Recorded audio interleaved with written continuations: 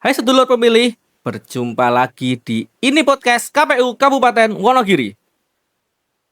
Hari ini kita akan ngobrolin demokrasi yang santai-santai saja. Bersama saya Ajun Listiantoko dan di sini saya tidak sendiri. Saya bersama narasumber yang sangat keren sekali, yaitu Kang Sunarto. Beliau adalah Ketua GP Ansor Kabupaten Wonogiri. Selamat pagi Kang Sunarto. Selamat pagi, Mas. Bagaimana kabarnya? Alhamdulillah Alhamdulillah baik. baik. Dan terima kasih atas kehadiran Kang Ya, Sunarto pada kesempatan pagi hari ini sudah meluangkan waktu di tengah kesibukan pekerjaan, kesibukan organisasi dan lain ya, sebagainya.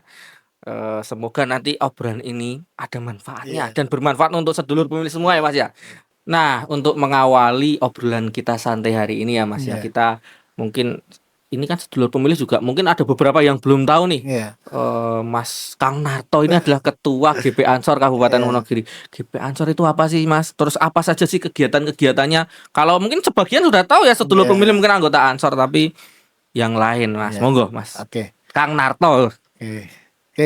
Halo sedulur pemilih.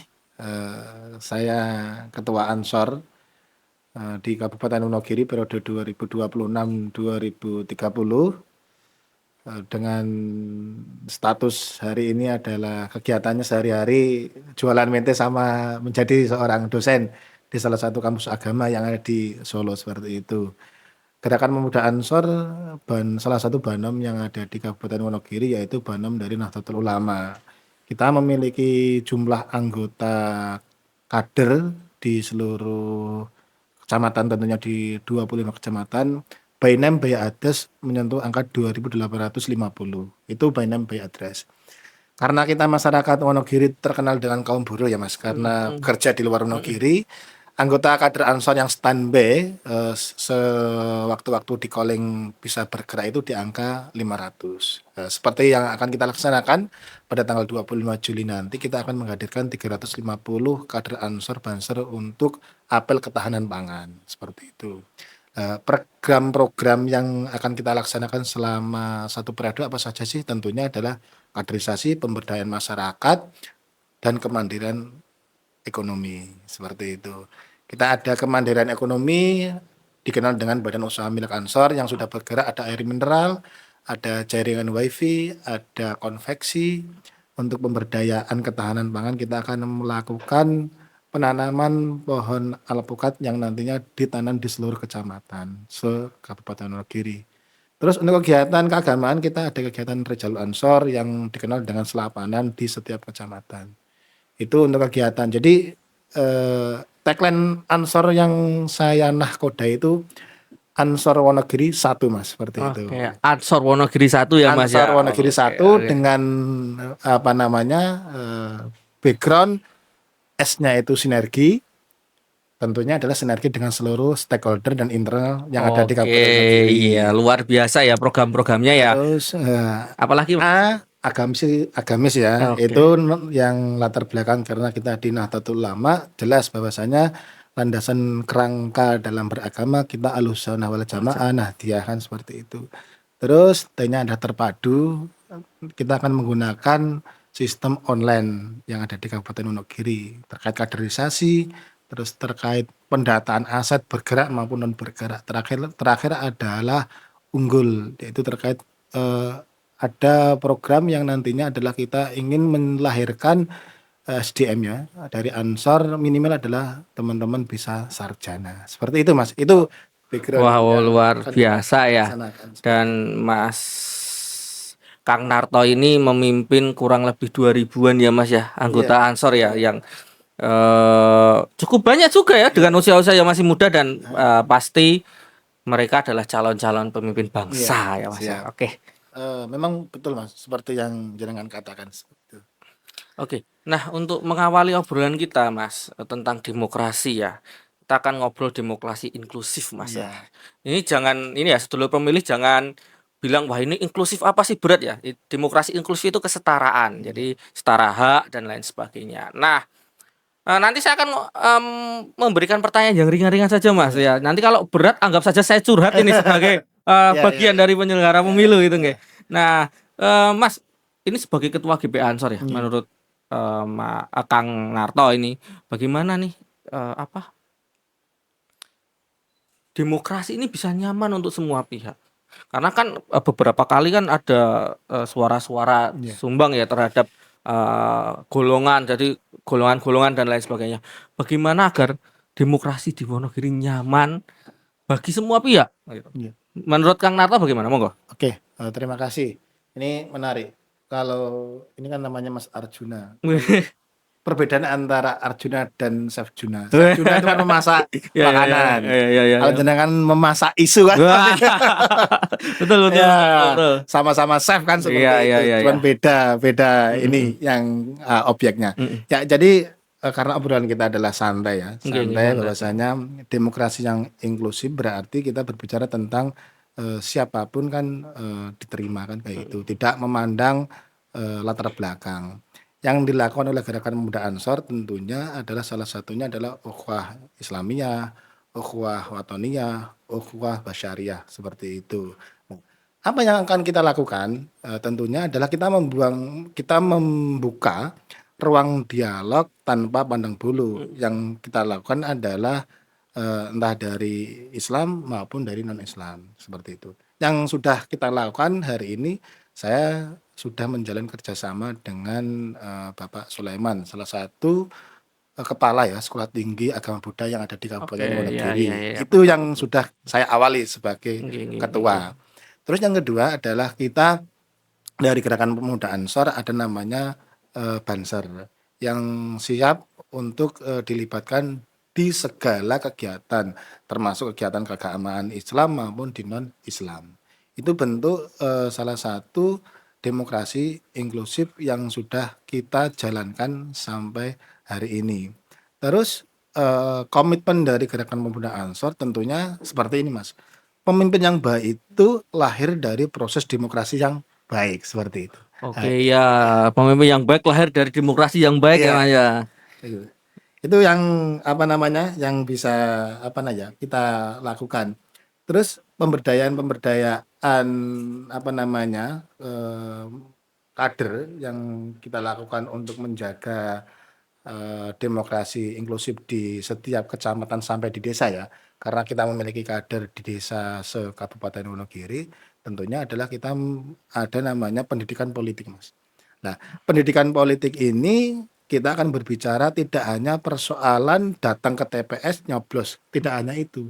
Bagaimana alur pemilih atau menjadi seorang pemilih yang cerdas dan melihat on the record, bukan melihat latar belakang seorang calon legislatif maupun calon kepala daerah. Kayak gitu, Oke. Chef Juna. Oke, Kang Narto, luar biasa Kang Narto. Jangan lupa kok Kang, Iya. ini setelah ini mungkin bisalah ajak-ajak KPU ini ya, Oh, kerjasama siap, dengan siap. KPU ya. Bisa. Oke, untuk kegiatan-kegiatan politik ke depan ya. Siap. Bisa nanti kita kolaborasi kayak gitu. Oke. Beneran ini ya? Siap. Oke. Terima kasih Ya. Kang Narto. Siap. Kadang mungkin di lingkungan Kang Narto juga Iya. terjadi, di lingkungan saya juga terjadi. Kadang itu ada yang lucu ya. Saya itu sampai gregetan juga. Kadang kita saudara, tetanggaan gitu ya. Sebelum pemilu itu kita ngopi bareng, kita ngobrol bareng, tetapi pasca pemilu itu renggang. Itu beda gitu. Terus seperti cerah gitu. Cerah, saya sama aku ra kenal ya. Nah, itu karena padahal calon yang mereka pilih itu yang kalah maupun yang menang udah pada akur ya, wes salaman wes ya seperti itu. Nah, ini terjadi yang namanya politik identitas ini. Nah, menurut jenengan politik identitas itu apa? Dan mengapa daya rusaknya ini luar biasa, dan apa ini tips-tipsnya biar tidak kental ya, persaingan habis itu selesai gitu ya. Ini Mas Kang Narto, monggo. Oke. Terima kasih Chef Juna yang sudah memberikan waktunya. Memang kalau kita berbicara persoalan demokrasi ini kan bagaimana kita mempersiapkan membangun bangsa melalui pemilihan kepala daerah maupun legislatif. Betul. Politik identitas berarti mengeksploitasi identitas yang ada di pemilih khususnya yang ada di Kabupaten Wonogiri. Betul. Memang daya rusaknya sangat luar biasa. Ya, saya sepakatkan seperti itu. dan mereka akan menyerang secara kalau bahasanya psikologis masyarakat. Yang kedua adalah sentimen. Nah, yang selanjutnya adalah impact atau dampaknya politik identitas ini tidak hanya kepada masyarakat memilih, akan tetapi ke ranah beberapa. Misalnya adalah ke ranah pendidikan, pemilihan OSIS, atau pemilihan Karang Taruna dan sebagainya. Nah, yang bisa kita lakukan sebagai gerakan kepemudaan ya, khususnya di Ansor Kabupaten Wonogiri adalah memahamkan bahwasanya politik ini memilih on the record calon kepala daerah maupun legislatif, bukan persoalan sara ya, berarti suku, agama, ras, itulah Mm-mm. backgroundnya. Iya, iya, iya. Bukan persoalan backgroundnya, akan tetapi adalah on the recordnya seorang calon pemimpin ini seperti apa. Apakah bisa mengelola sebuah pemerintahan, apakah bisa mengelola sebuah dapil untuk memajukan pertumbuhan ekonomi yang ada di dapilnya maupun yang ada di kabupatennya. Lah, langkah konkretnya seperti apa? Menanamkan nilai-nilai moderasi beragama kepada masyarakat khususnya ada di Kabupaten Wonogiri. Oke, oke. Itu Jadi Cak, mena mana ya? Menerapkan modernisasi moderasi beragama ya. beragama. Oke. Ini program yang bagus ya. Iya, Semoga setelah ini juga mereka pada sadar bahwa iya, luweh becek kuwi dadi siji, iya, nyambung dadi keluarga meneh, walaupun ada perbedaan ya, ada seperti itu ya, sedulur pemilih. iya, Oke, Kang Narto, iya, menyambung yang tadi, Kang, iya. tentang kondisi masyarakat yang seperti itu Hmm, ya, pasca pemilu atau pemilihan yang kadang itu hmm, ya memprihatinkan ya, Mas iya, ya. Eh, Tiba-tiba ora tahu ngopi, biasanya ngopi bareng tiba-tiba lali ya. iya, Nah, menyambung hal itu, Mas. Ini selaku ketua GP Ansor iya, dan juga selaku dosen juga ya. iya, Ini bagaimana agar mungkin masukan dong atau tips-tips iya, agar strategi sosialisasi pendidikan pemilih kita ke masyarakat itu bisa kena.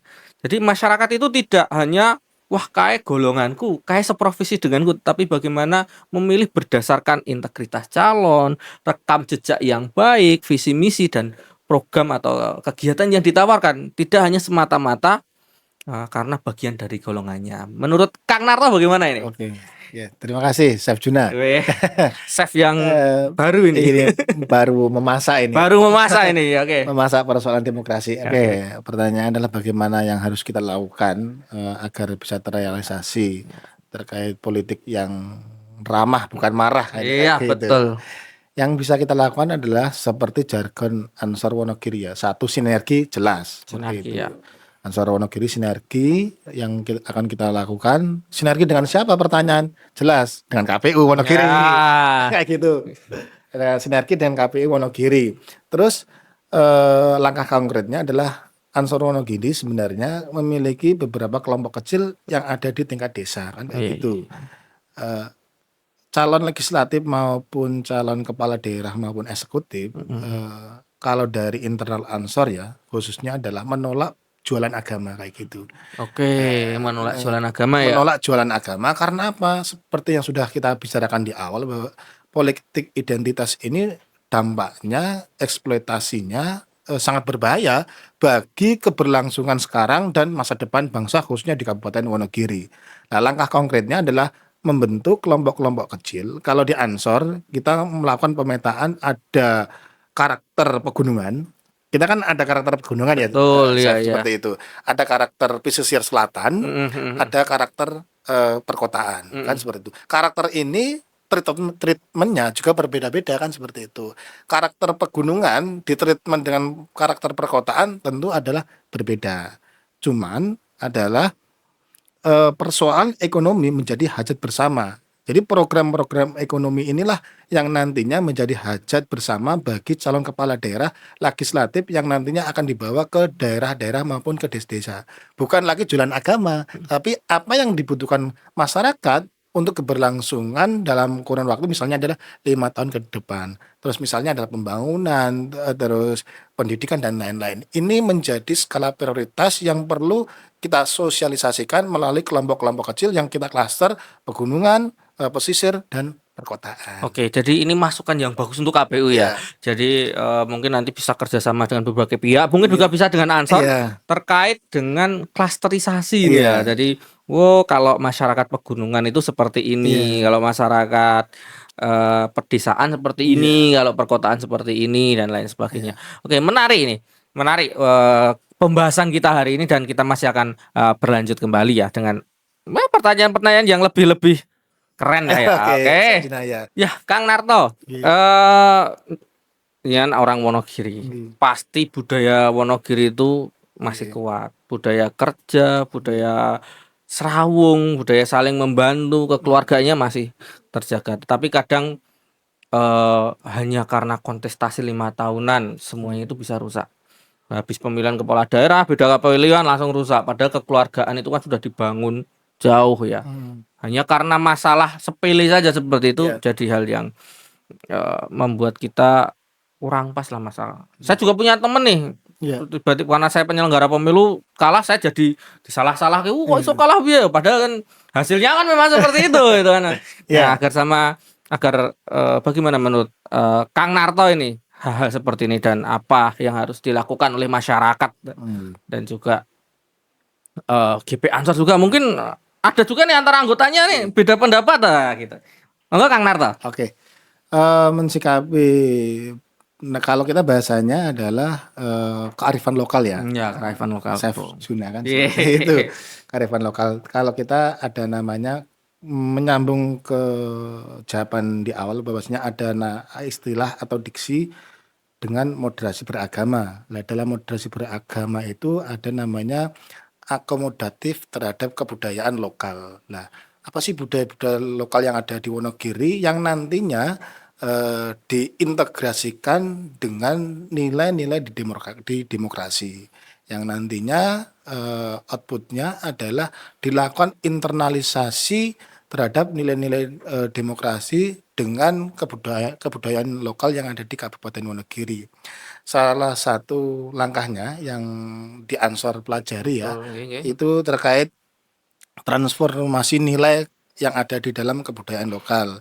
Jadi kebudayaan lokal ini kan misalnya adalah ada budayanya nyadran seperti itu. Nah, Ansor kan masih menguri-uri karena bagian dari budaya yang ada di Kabupaten Wonogiri. Nah, transformasi nilai ini yang nantinya dikolaborasikan dalam nilai-nilai terkait demokrasi. Kedua ada namanya transaksi nilai. Ini komunikasi antara Gerakan Muda Ansor dengan pemangku kebudayaan yang ada di lokal kan seperti itu. Yang terakhir adalah transinternalisasi nilai. Jadi ketika sudah dilakukan transaksi nilai komunikasi antara dua lembaga, yang ketiga adalah nanti akan terlahir sebuah ekosistem baru. Jadi aturan itu tidak lagi hanya sebatas tulisan, akan tetapi sudah dilakukan secara alamiah. Nah, ini yang perlu kita lakukan bersama. Tidak hanya Ansor, Pak. Tidak hanya KPU, tapi adalah bersama-sama. Karena kalau hanya berbicara program by kewajiban, otomatis adalah outputnya adalah hanya menggugurkan kewajiban.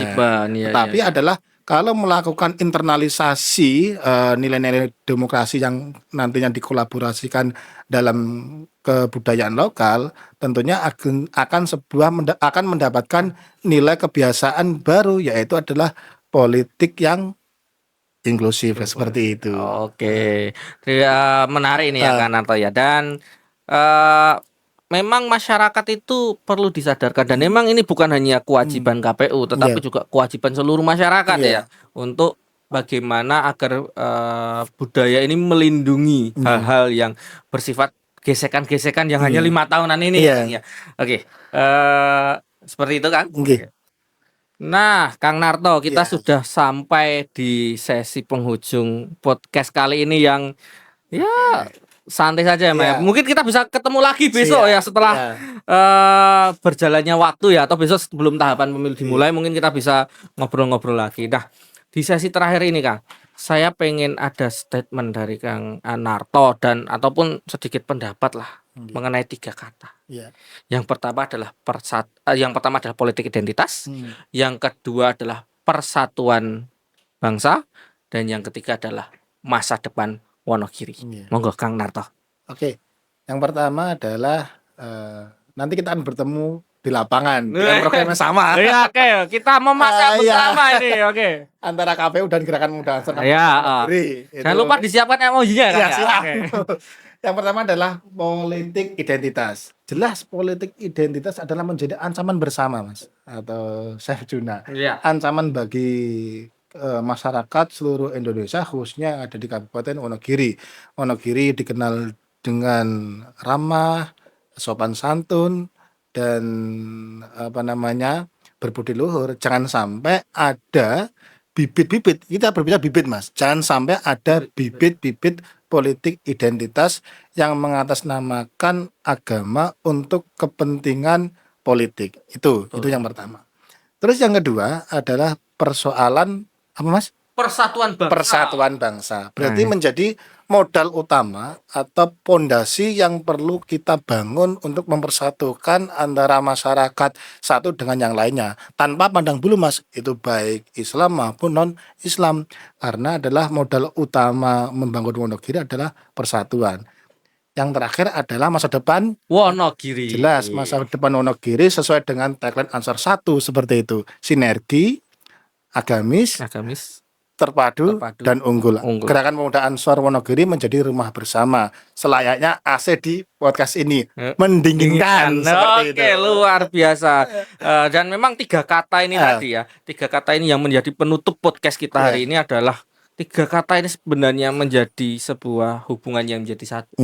Kalau kita memang paham mengenai politik identitas, bagaimana cara menanganinya dan bagaimana cara memahaminya, maka ini akan menjadi sebuah persatuan bangsa. Siap. Dan apabila kita sudah bersatu, maka masa depan Wonogiri ini juga akan lebih baik. Ya, Kang Narto, ini sudah di penghujung acara. Terima kasih atas tersediaan waktunya pada hari ini.